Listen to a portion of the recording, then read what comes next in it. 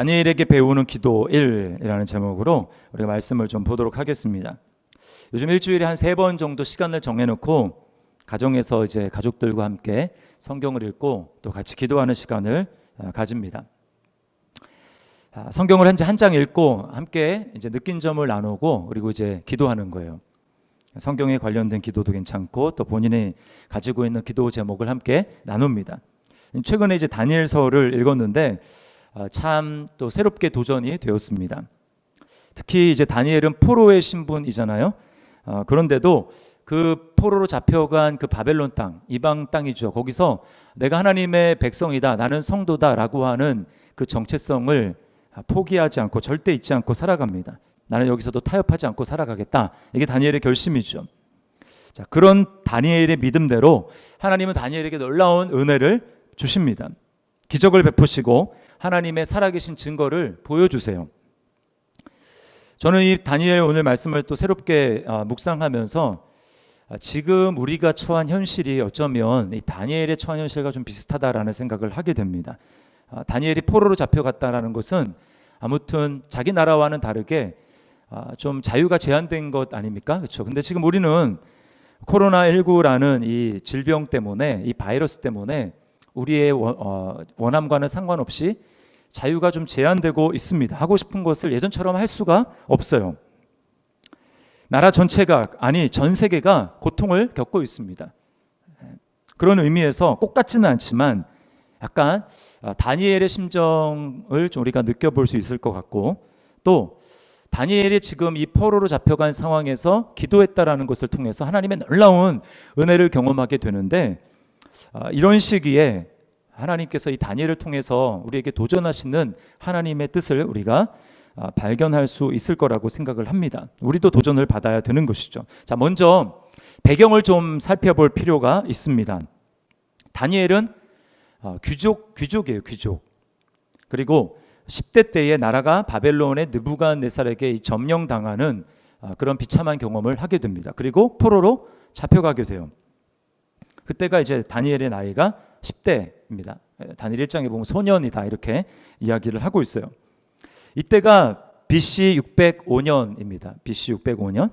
자, 그러다가 바벨론이 이제 메데 바사라는 페르시아 제국에 의해서 멸망을 당하게 됩니다. 그래서 역대하와 또 이제 에스라서를 읽어보면, 역대하는 제일 끝에, 에스라는 맨 처음에 뭐라고 나오냐면 고레스 왕 원년에 이렇게 나옵니다.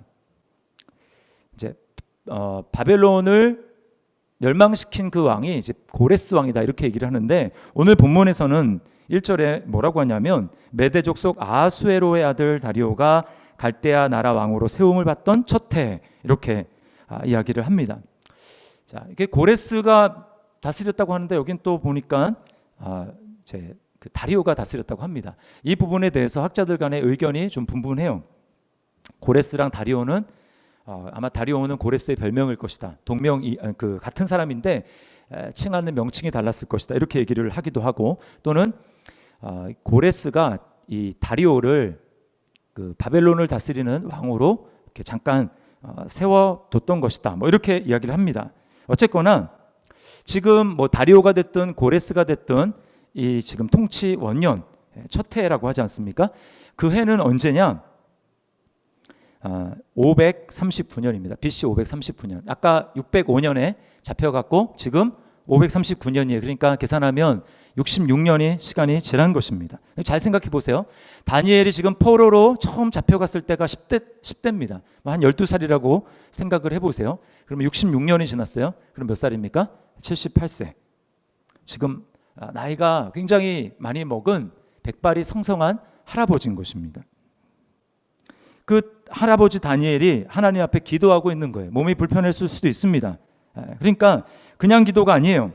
그냥 기도도 아니고 오늘 3절에 보니까 베옷을 입고 제를 뒤집어 쓰고 금식하면서 하나님 앞에 기도했다라고 이야기를 하고 있습니다. 여러분 참 도전이 되지 않습니까?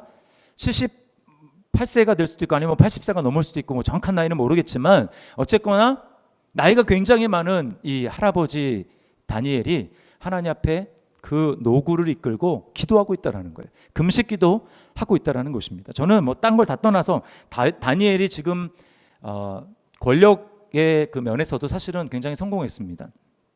그런 걸 다 떠나서 저는 우리 나이가 70세, 80세 아니 뭐 언제라도 그 노년의 나이에 이 다니엘과 같은 기도의 야성을 하나님 앞에 가지고 정말 기도할 수 있는 사람이라면 저는 그 인생은 어떤 삶을 살았던지 정말 성공한 인생이라고 생각을 합니다. 반면에 아무리 많은 돈을 가지고 있고 세상적으로 성공했고 한다 할지라도 나이가 들어서 노년이 되었음에도 불구하고 영혼을 위해서 준비하지 않고 여전히 관심 있는 것은 육체를 꾸미고 이 세상에 없어질 것들에 관심을 가지고 있다면 그 사람이 가진 것과 세상의 지위와 이러한 권력과는 아무런 상관없이 그 사람은 아주 안타깝고 비참한 사람이라는 것입니다.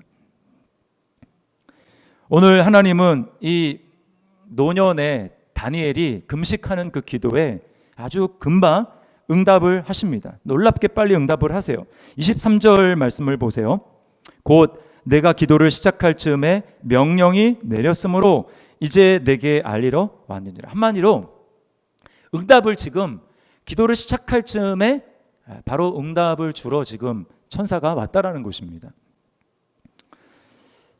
저는 이제 오늘 이 다니엘을 통해서 또 다음 주도 좀 이게 한 주에 살피기엔 좀 많아서 좀 두 주에 걸쳐 살펴보려고 하는데 다니엘을 통해서 우리가 좀 기도에 도전을 받기를 바랍니다.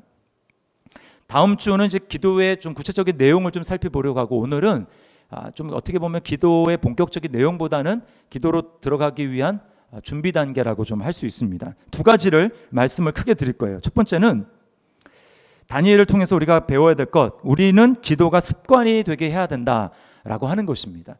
습관이 이끄는 기도. 다니엘의 기도는 습관을 따른 기도였어요. 자, 지금 다니엘은 저녁에 기도를 하고 있습니다. 우리보다는 조금 이른 시간이지만 저녁에 기도를 하고 있어요. 어떻게 할 수 있느냐? 다니엘이 지금 기도를 시작할 즈음에 천사가 하나님의 보내심을 받아서 가브리엘 천사가 지금 다니엘에게 오잖아요. 자, 그런데 21절 끝에 보세요. 이렇게 얘기합니다. 가브리엘이 빨리 날아서 저녁 제사를 드릴 때 즈음에 내게 이르더니. 그러니까 기도가 시작할 때 바로 응답을 받고 천사가 보냄을 받았는데 그때가 언제라고요? 저녁 제사를 드릴 때쯤이다. 그러니까 여러분, 다니엘은 지금 이 저녁 제사, 이스라엘에 지금은 성전이 다 파괴되고 또 포로로 잡혀와서 마음껏 하나님 앞에 제사를 예배를 할 수 없는 상황이지만 그의 몸은 과거에 예루살렘 성전에 있었을 때 성전에는 하루에 두 번 제사가 드려지거든요. 아침과 저녁에 번제가 드려집니다. 그때를 기억하고 이 저녁 번제가 드려질 때 하나님 앞에 기도하고 있는 것입니다. 다니엘은 이날 저녁에만 그렇게 기도한 게 아니에요. 평소에 하나님 앞에 기도하는 습관이 되어 있었습니다. 조금 앞에 넘어가면 다니엘 6장에 보면 다니엘의 신분이 굉장히 높아졌어요. 다리오가 이제 그 바벨론을 멸망시킨 다음에 다리오가 이제 다스리는데 다니엘을 이전보다 더 높입니다. 그래서 다니엘이 전국을 다 관할하는 그런 총리가 돼요. 이거를 이제 시기하는 거죠. 그 나라에 있는 사람들이 시기하는 것입니다.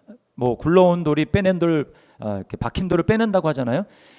시기하는 거예요. 그래서 다니엘을 어떻게든 끌어내리려고 합니다. 그래서 뭐 머리를 짜내는데 다니엘은 흠이 없었어요. 근데 그들이 딱 잡아낸 약점이 무엇이냐?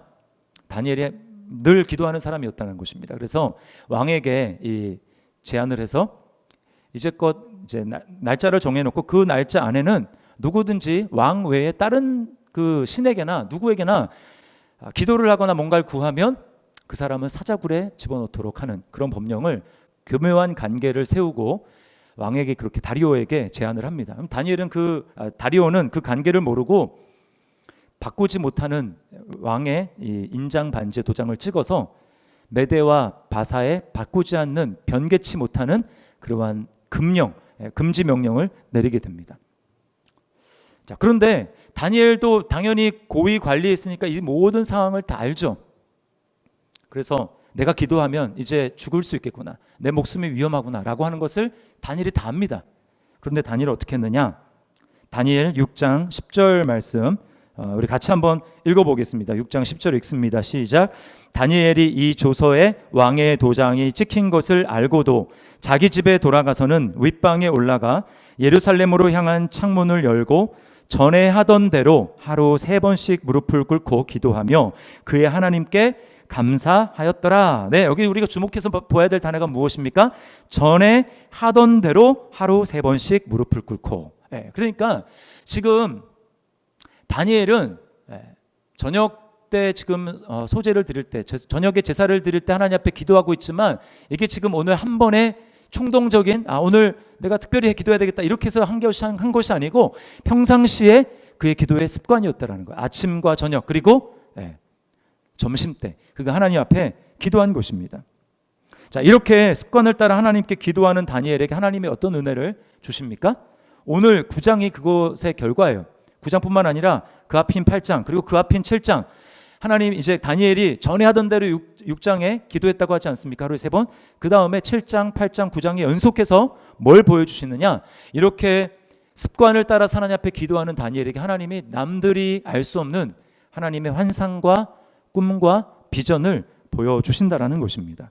앞으로 이 나라가 어떻게 될지, 하나님의 나라가 어떻게 펼쳐질지 그 많은 사람들이 있었지만 하나님은 유독 다니엘에게 그것을 보여주는 거예요.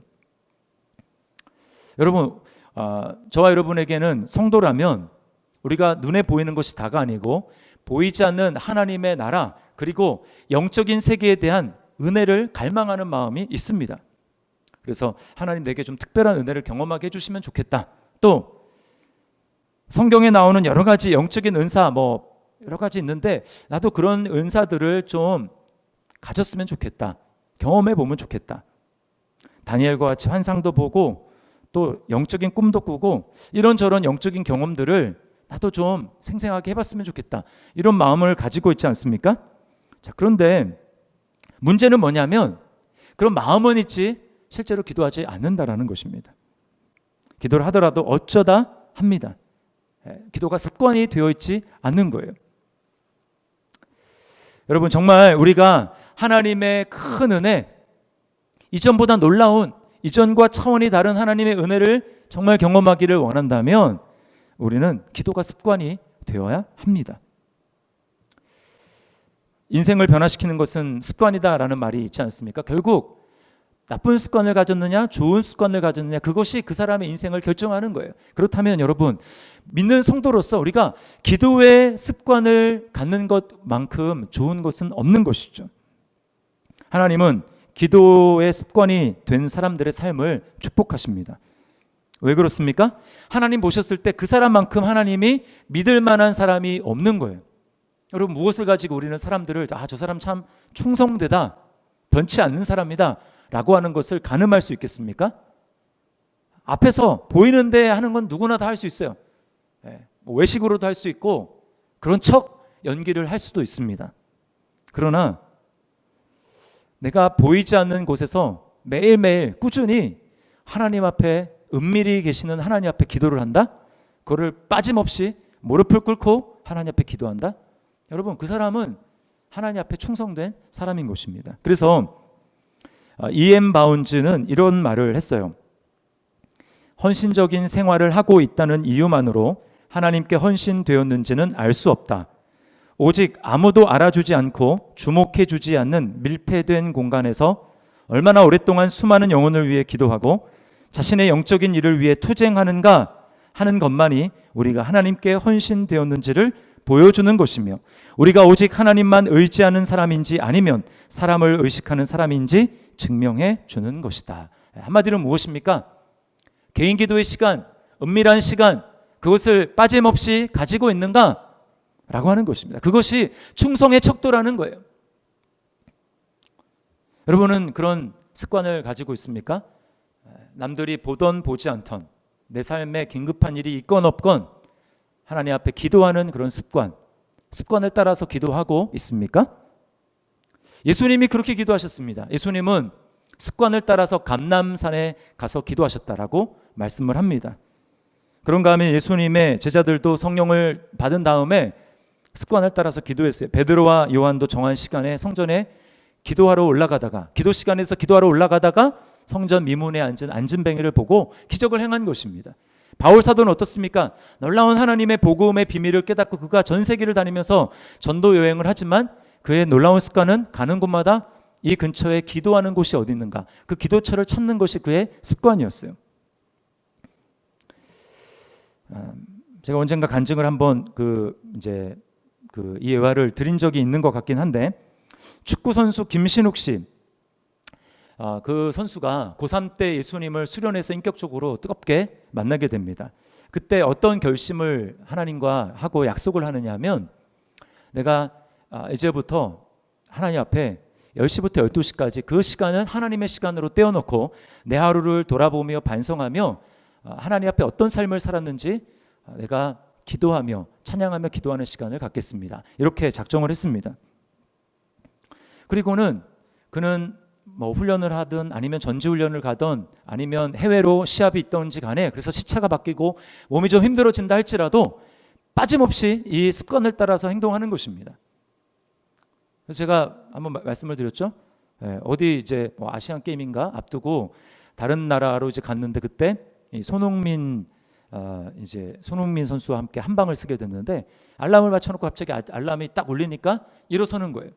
왜 그러냐 물어보니까, 네, 지금 기도하러 갈 시간이다.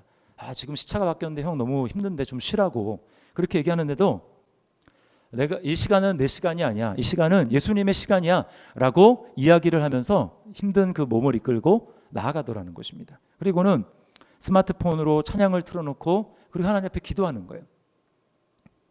습관을 따라 기도하는 것입니다. 저는 요즘이 우리가 기도를 습관화하기 매우 좋은 때라고 생각을 합니다.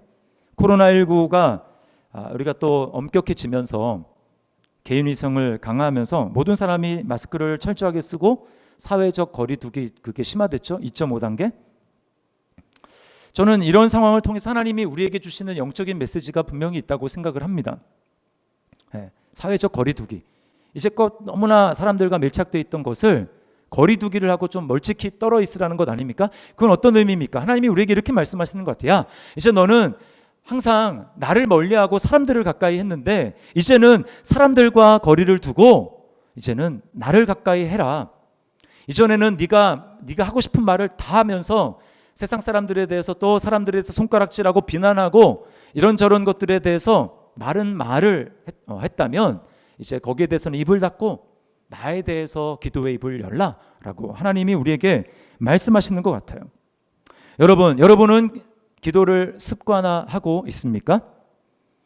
예전에는 기도의 습관이 있었지만 이런저런 일 때문에 지금 기도의 습관이 무너져 있지 않습니까? 또 나는 예수를 믿었지만, 교회 생활을 오래 했지만 난 한 번도 기도의 습관이라는 것을 한 번도 내 인생에 자리 잡은 적이 없는 것 같다.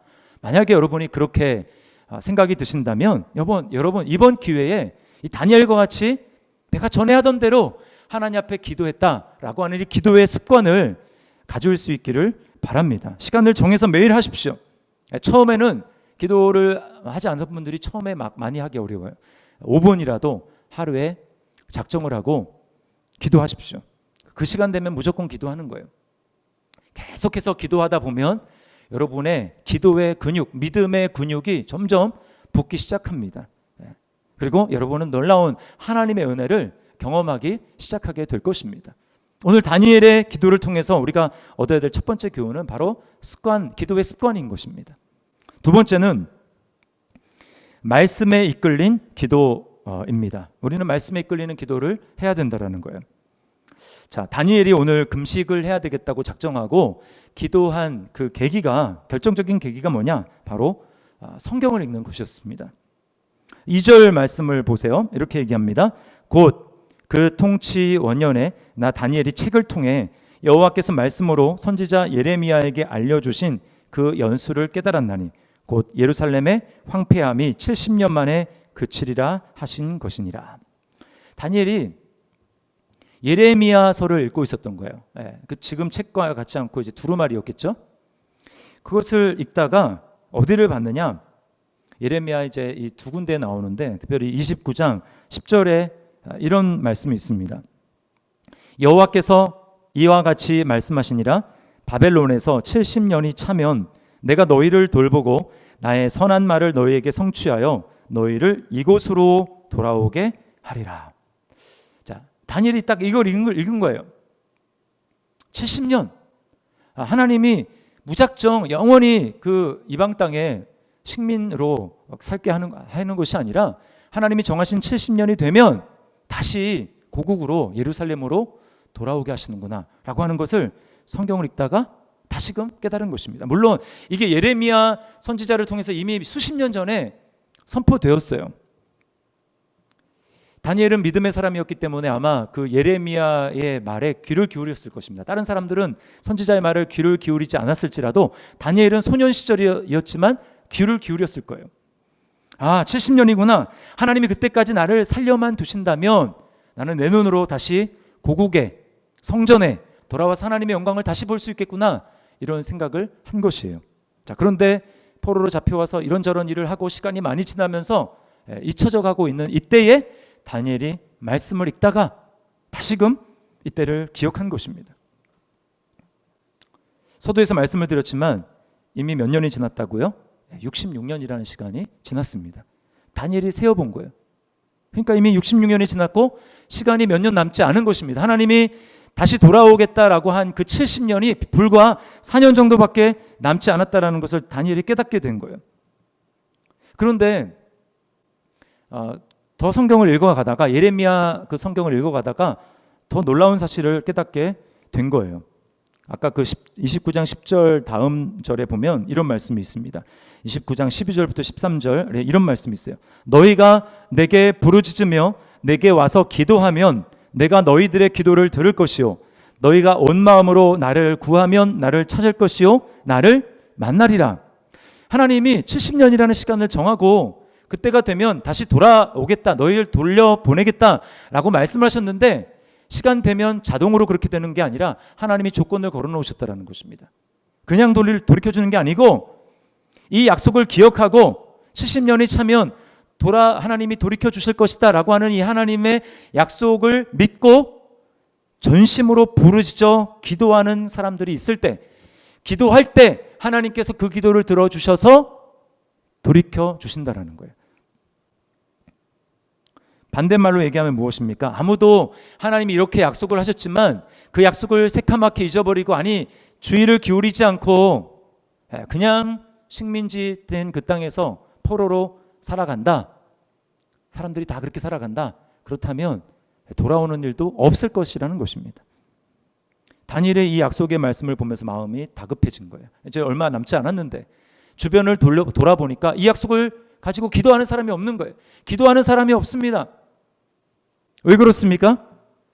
하나님의 약속을 보지도 않았고 또 믿는 사람이 없었다라는 것이죠. 그래서 다니엘이 하나님 앞에 기도하기로 작심한 것입니다. 하나님 앞에 금식하며 정말 절박하구나, 얼마 남지 않았는데 나라도 하나님 앞에 금식하며 기도해야 되겠구나 라고 하는 이 절박한 마음을 가지고 하나님 앞에 지금 기도하는 것입니다. 여러분, 우리가 이 다니엘을 보면서 도전을 받아야 할 것이 무엇입니까? 하나님의 약속에 이끌리는 기도, 그냥 내 생각대로 하는 기도가 아니라 하나님의 말씀이 내 마음을 사로잡아서 하나님 앞에 기도하게 만든다라는 거예요. 여러분, 모든 종교에는 다 사실은 기도가 있습니다. 우리만 기도하는 게 아니죠. 이슬람 교도들도 기도합니다. 또 불교도들도 기도합니다. 모든 종교는 다 기도가 있어요. 자, 그런데 우리가 성도라고 하면서 하나님의 말씀인 성경을 읽지 않고 하나님의 뜻이 무엇인지 관심도 없으면서 우리가 기도한다면 우리는 다른 종교를 가지고 있는 사람들과 다를 점이 전혀 없다라는 것입니다. 성경에 주님이 뭐라고 말씀합니까? 이는 다 이방인들이 구하는 것이라. 이방인들이 뭘 구합니까?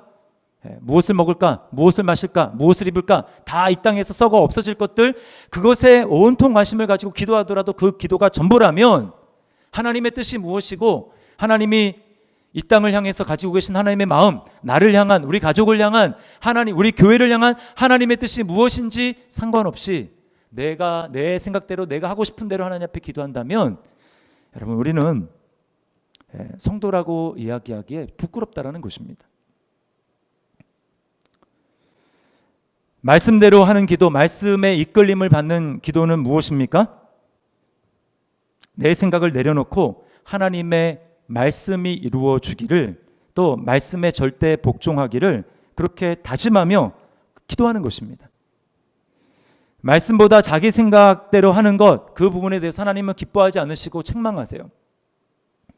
구약에 유명한 구절 있죠. 듣는 것이 수양의 기름보다 낫다. 순종이 제사보다 낫고 듣는 것이 수양의 기름보다 낫다. 이게 누구에게 하나님이 하신 말씀입니까? 사무엘 선지자를 통해서 이 사울이라는 왕에게 한 거예요. 하나님 분명히 사울에게 기회를 주셨습니다. 호흡이 붙어있는 자는 아말렉 족속을 남기지 말고 사람이건 짐승이건 어린아이건 다 죽이라고 진멸하라고 말씀하셨는데 사울이 그렇게 하지 않았어요. 변명은 있었습니다. 핑계는 있었어요. 무슨 구실입니까? 이 좋은 거는 다 진멸하기에 아깝지 않습니까? 이거는 하나님께 제사를 드리는 이 번제 양으로 또 소로 염소로 남겨두신 둔 것입니다. 이렇게 이야기를 했습니다. 그때 하나님 뭐라고 얘기합니까? 나는 수양의 기름보다 네가 내 말을 듣는 것, 그것을 내가 더 좋아한다, 더 기뻐한다 라고 이야기하는 것입니다. 여러분, 사실 지금 왜 다니엘이 이런 기도를 하지 않으면 안 되는 것입니까? 지금 포로로 와 있기 때문에. 이스라엘 백성들은 왜 포로로 잡혀와 있는 거예요? 그들이 하나님의 말씀을 듣지 않았기 때문에, 하나님의 목소리를 듣지 않았기 때문에 지금 이런 결과가 왔고, 다니엘은 기도하지 않으면 안 되는 그런 상황에 있는 것입니다. 오늘 다니엘의 기도 읽지는 않았지만 다니엘의 기도문을 보면 4번이나 반복하고 있습니다. 하나님의 목소리를 우리가 듣지 않았습니다. 10절, 11절, 14절, 6절, 10절, 11절, 14절에 그렇게 이야기하고 있어요. 특별히 10절만 제가 읽어볼게요. 우리 하나님 여호와의 목소리를 듣지 아니하며 여호와께서 그의 종 선지자들에게 부탁하여 우리 앞에 세우신 율법을 행하지 아니하였음이니이다. 여러분, 우상 숭배가 뭐라고 생각합니까? 우상 숭배가 멀리 있다고 생각하지 마세요. 우상 숭배는 내 뜻을 고집하는 것, 절대 내 뜻을 꺾지 않고 하나님의 뜻보다 내 뜻을 앞세우고 그것을 고집하며 끝까지 주장하는 것, 여러분, 이게 우상 숭배입니다.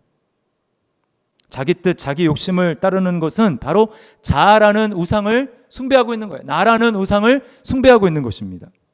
사무엘상 15장 23절 세번역에 이렇게 말씀하고 있습니다. 세번역 성경으로 제가 읽어볼게요. 거역하는 것은 점을 치는 죄와 같고, 나는 점을 치지 않았는데요, 나는 무당을 찾아간 적이 없는데요. 그런데 뭐라고 합니까? 거역하는 것, 하나님의 말씀을 거역하는 것은 점치는 죄와 똑같다. 또 고집을 부리는 것은 우상을 섬기는 죄와 같습니다. 여러분, 우리가 내 생각을 고집하며 내 뜻을 절대 꺾지 않고 하나님의 뜻에 전혀 상관없이 내 생각대로 그렇게 살아가는 것, 그것이 바로 우상 숭배라는 거예요. 너는 너 자신을 섬기고 있구나. 그리스도인이란 어떤 사람입니까? 그런 우상을 섬기는, 내가 최고라고 얘기하는, 거기에서 십자가에 못 박힌 사람이에요. 예수님이 십자가에 못 박히실 때 나를 최고라고 생각하고 나 자아를 섬기는, 내 생각을 절대 포기하지 않고 끝까지 내 주장만 하는 그런 나의 옛 자아를 주님이 함께 같이 데려다가 우리를 십자가에 못 박은 것입니다. 그래서 이제 성경은 뭐라고 얘기합니까? 예수님을 믿었습니까? 당신 예수님을 믿었습니까? 그럼 뭐라고 얘기하죠? 그러므로 그런즉 이제는 내가 사는 것이 아니요 오직 내 안에 그리스도께서 사시는 것이라. 내가 사는 것이 아니요, 다른 말로 얘기하면 내 생각이 아니요, 그리스도의 생각이, 하나님의 말씀이, 하나님의 뜻이 내 안에 지배하고 나를 다스리고 나를 이끌어간다. 이것이 바로 그리스도인이라는 것입니다. 여러분, 우리 안에 사시는 주님은 어떤 분입니까? 우리와는 정반대. 우리는 끝까지 내 생각을 고집하며 나 자아를 숭배했지만 주님은 어떻습니까? 주님은 끝까지 아버지의 뜻을 따랐어요. 하나님의 뜻을 쫓았습니다. 자기 뜻을 뒤로 하고 하나님의 뜻을 끝까지 붙잡은 그 결과가 바로 십자가라는 거예요. 그러므로 주님이 우리에게 뭐라고 말씀합니까? 너도 나를 따라오려느냐? 아무든지 나를 따라오려거든 자기를 부인하고, 자기 생각을 부인하고, 자기 뜻을 부인하고, 자기 욕심, 자기 자아를 부인하고 날마다 자기 십자가를 지고 나를 따를 것이니라. 그러므로 우리 안에 정말 그리스도가 사신다라는 고백을 우리가 정말 하는 그리스도인이 맞다면 우리는 마땅히 말씀이 이끌어가는 기도를 해야 된다는 것입니다. 그러려면 우리 날마다 주님의 음성을 들어야 합니다. 여러분, 주님의 음성을 듣고 있습니까? 매일매일 주님의 음성을 듣고 있습니까? 주님의 음성을 어떻게 들어요? 성경을 통해서 듣습니다. 성경이 곧 나를 향한 하나님의 음성이라는 것을 우리가 믿어야 됩니다. 성경에는 관심이 없고 이미 하나님이 우리에게 하나님의 뜻을 밝혀주신 성경을 읽는 데는 관심을 기울이고 여기는 노력을 하지 않으면서 뭔가 나를 향한 하나님의 음성은 뭘까? 여기에만 관심을 갖고 누구 어떤 예언이라든지 이런 은사를 받은 사람들 쫓아다니면서 거기에 좀 귀를 기울여 보려고 하고, 그렇게 한다면 여러분, 사탄에게 미혹될 가능성이 매우 높은 것입니다. 성경을 제쳐두고 하나님의 명확한 하나님의 계시인 말씀을 제쳐두고 내가 다른 데서 하나님의 음성을 들으려고 한다. 여러분, 그것은 모순입니다. 목이 말라 갈증이 난다면 뭘 마셔야 됩니까? 물을 마셔야죠. 그런 것과 똑같이 내가 하나님의 음성을 들으려면 하나님의 말씀인 성경을 보아야 하는 것입니다. 얼마나 여러분 하루 동안에 소설이나 또는 잡지, 뉴스, 유튜브 이런 것들을 통해서 세상의 많은 음성과 메시지들을 듣습니까? 거기에는 시간을 투자하면서 하나님의 말씀, 하나님의 음성을 듣는 이 부분에 내가 성경을 읽는데 시간을 투자하지 않고 나를 향한 하나님의 음성은 무엇인가? 여기에 시간을 투자하지 않는다면 우리가 어떻게 하나님의 뜻을 알겠어요? 그러면서 기도를 하려고 해보십시오. 기도가 안 됩니다. 기도줄이 잡히지 않아요. 기도의 깊은 곳으로 들어갈 수가 없는 것입니다. 제가 여러분이 성경을 좀 재미있게 읽을 수 있도록 좀 조언을 해드리자면, 재미있게 읽으려면 성경을 자주 읽고 가까이 해야 되잖아요. 그러려면 성경이 쉽고 재미있어야 되거든요. 근데 사실 좀 안타깝긴 하지만 우리가 읽고 있는 이 개정 성경, 저는 어렸을 때부터 여기 익숙해져 이게 오히려 더 익숙하긴 합니다만 말이 너무 어려워요. 제가 그래서 여러분에게 좀 권면하는 것은 세번역 성경이나 또는 쉬운 성경을 여러분이 통독하면서 좀 참조를 하면 좋겠다라고 하는 것입니다. 쉬운 성경이라고 해서 애들이 읽는 성경이 아닙니다. 권위 있는 학자들이 다 이제 원어를 참조해서 번역한 거예요. 그래서 쉬운 성경 또 세번역 성경을 여러분이 참조해서 성경을 좀 읽으시면 뜻을 파악하는데 쉽기 때문에 그렇게 하시면 좋겠습니다. 그리고 또 하나 좀 팁을 드리자면, 요즘 너무나 세상이 편리해져서 성경도 이렇게 스마트폰으로 많이 봅니다. 편리하니까 가지고 다니면서. 그런데 제 경험에 의하면 성경을 깨끗하게 보면 안 돼요. 그래서 막 기록도 하고 내가 깨달은 거를 거기다 쓰기도 하고 또 동그라미도 치고 색연필 이런 것들을 많이 이렇게 좀 가게 해야 합니다. 그래서 제가 여러분에게 좀 권면해 드리고 싶은 것은 여백이 있는 그런 여백 성경 그리고 관주 성경을 좀 추천을 합니다. 요즘에는 성경을 막 주석 성경 이런 것들이 너무 많이 나오다 보니까 해설은 읽는데 성경을 성경으로 풀려고 하는 노력이 없어요. 제가 성경을 읽으면서 성경 지식이 굉장히 많이 늘어난 게 언제냐면 관주를 찾아보면서 많이 늘었어요. 그래서 성경 보다 보면 관련된 성구들이 굉장히 많이 나옵니다. 비슷한 성경 구절 또 인용한 구절 이런 것들이 거기 나오는데 그걸 다 찾아보는 거예요. 그러면서 여기만 있던 하나님 말씀이 이게 바로 구약에서 하나님이 이미 예언했던 말씀이 여기 성취된 거구나 라고 하면서 이 하나님의 뜻을 더 깊이 알게 되는 것이죠. 그래서 여러분이 하나님의 말씀을 하나님의 말씀으로 풀어가며 이 풀리는 그런 신기한 경험들을 하면서 말씀에 재미를 좀 붙였으면 좋겠습니다. 오늘 백발의 70대 후반 아니 80대일 수도 있는데 그 백발의 이 다니엘이 하나님 앞에 그 노구를 가지고 금식 기도했던 그 모습을 여러분 마음속에 한번 그려보시기 바랍니다. 하나님 앞에 포로 이전의 상태로 되돌려 달라고 하나님 앞에 전심으로 지금 기도하고 있습니다. 그리고 하나님께서는 다니엘의 이 기도를 응답해 주셨고, 다니엘이라는 한 사람이 기도하고 또 숨겨진 많은 사람들이 기도했겠지만 그 기도를 들으셔서 하나님은 예레미야를 통해서 70년이 되면 내가 너희를 포로에서 돌릴 것이다 라고 하나님의 놀라운 그 뜻을 이루어 주셨습니다. 여러분, 우리도 다니엘처럼 기도해야 합니다.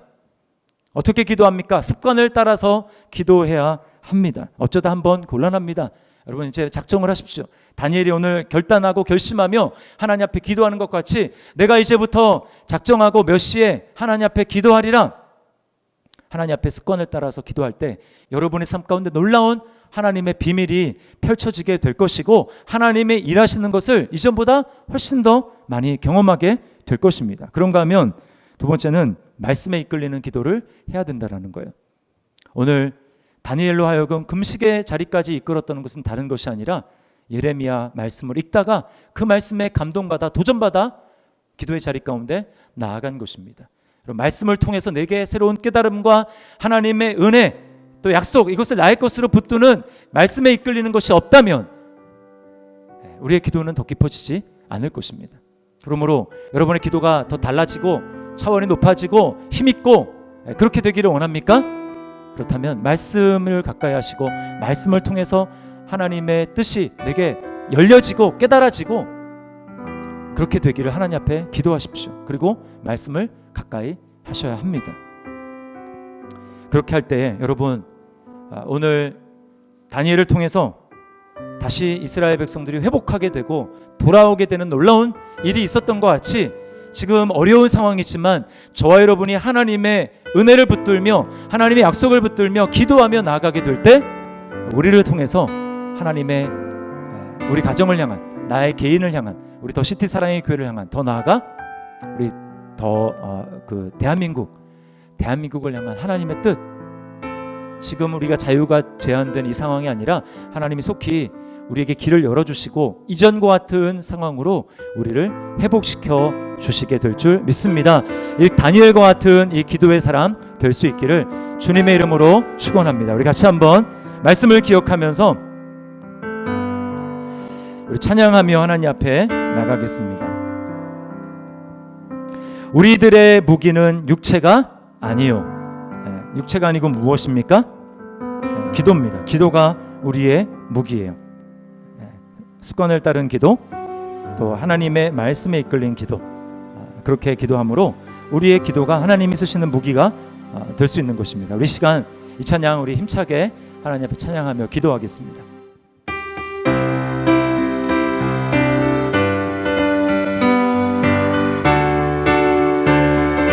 우리들의 무기는 육체가 아니요 그러나 강하오 참으로 강하오. 우리들의 무기는 육체가 아니요 그러나 강하오 성령 안에서 견고한 진을 파는 능력이요 강한 힘이요 참으로 강하오 견고한 진을 파는 강력이요 강한 힘이요 성령. 우리들의 무기는 육체가 아니요 그러나 강하오 참으로 강하오. 우리들의 무기는 육체가 아니요 그러나 강하오 성령 안에서 아멘. 견고한 진을 파는 능력이요 강한 힘이요 참으로 강하오 견고한 진을 파는 능력이요 강한 힘이요 성령. 견고한 진을 파는 능력이요 강한 힘이요 참으로 강하오 견고한 진을 파는 능력이요 강한 힘이요 성령. 우리들의 무기는 육체가 아니요 그러나 강하오 참으로 강하오. 우리들의 무기는 육체가 아니요 그러나 강하오 성령. 견고한 진을 파는 능력이요 강한 힘이요 참으로 강하오 견고한 진을 파는 능력이요 강한 힘이요 성령 안에서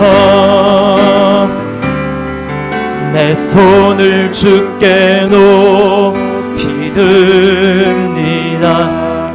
내 찬양 받으신 주님, 내 마음을 주께 활짝 엽니다. 내 찬양 받으신, 다시 한번 믿음으로 내 손을 주께 높이 듭니다. 내 손을 주께 높이 듭니다. 내 찬양 받으실 주님, 내 마음을 주께 활짝 엽니다. 내 찬양 받으실 주님. 아멘. 슬픔 대신 희락을, 슬픔 대신 응답으로 우리에게 그렇게 하실 줄 믿습니다. 죄 대신 화관을, 근심 대신, 근심 대신 찬송을, 찬송의 옷을 주셨네. 내 손을 주께 높이 듭니다. 내 손을 주께 높이 듭. 내 찬양 받으실 주님, 내 찬양 받으실, 찬양이 곡조 있는 기도입니다. 내 마음을 주께, 내 마음을 주께 활짝 엽니다. 내 찬양 받으실, 슬픔 대신 희락을 주실 주님, 슬픔 대신 희락을, 죄 대신 화관을, 근심 대신 찬송을, 찬송의 옷을 주셨네.